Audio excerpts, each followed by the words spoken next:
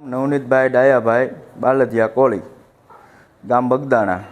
માં ઘણા સમયથી બગદાણા ગુરુ આશ્રમના ટ્રસ્ટીની હારે થોડુંક આમથી આમ ચાલે છે. યોગેશભાઈ સાગર, જેઓનું મુંબઈમાં થોડા દિવસ પહેલાં કંઈ હશે ભજન, એમાં માયાભાઈ આહિરે એવું કીધેલું કે આ મેનેજિંગ ટ્રસ્ટી યોગેશભાઈ સાગર છે. તો અત્યારે હાલમાં કોઈ બગદાણા ગુરુ આશ્રમની અંદર મેનેજિંગ ટ્રસ્ટી નથી.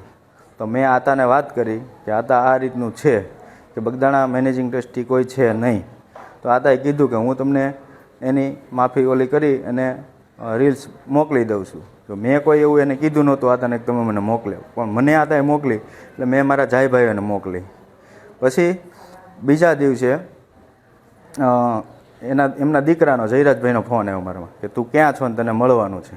તો મેં કીધું હું બગદાણા છું, આશ્રમે છું, ગમે ત્યારે આવો ત્યારે મળશું. પછી પાછા મારા એક બીજા મિત્ર છે રામભાઈ વાળાકરી, તો એમને મળ્યા. એટલે એમનામાં ફોન આવ્યો કે ભાઈ આ કોણ છે ને શું છે. તો રામભાઈ કીધું કે જાયભાઈ છે, એવું કાંઈ છે નહીં. એનું બધું મને બોલાવ્યો, વાતચીત કરી, તો એવું કાંઈ હતું નહીં. પછી આ લોકો રાતે આવ્યા છે ને મારું ટ્રેક્ટર ઊભું રાખ્યું.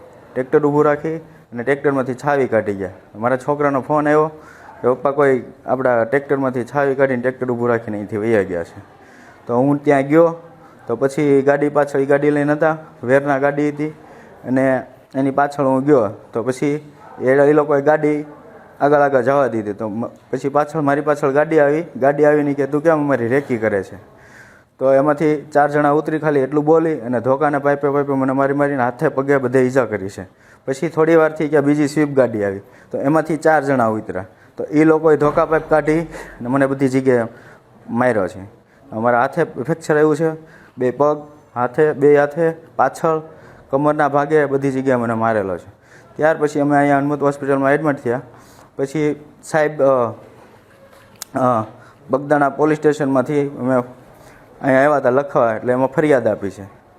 અને અમારા 2 મોબાઈલ તોડી નાખ્યા, મારી 2 વ્હીલ બાઇક તોડી નાખી. અને સાહેબને મારી નમ્ર વિનંતી છે કે આની યોગ્ય તપાસ થાય, આમાં કોણ કોણ પાછળ છે આ કારણની અંદર. એટલી મારી એસપી સાહેબને મારી વિનંતી છે કે આની અંદર કદાચ મોટા માથા હોય ખરા કાંઈ પણ.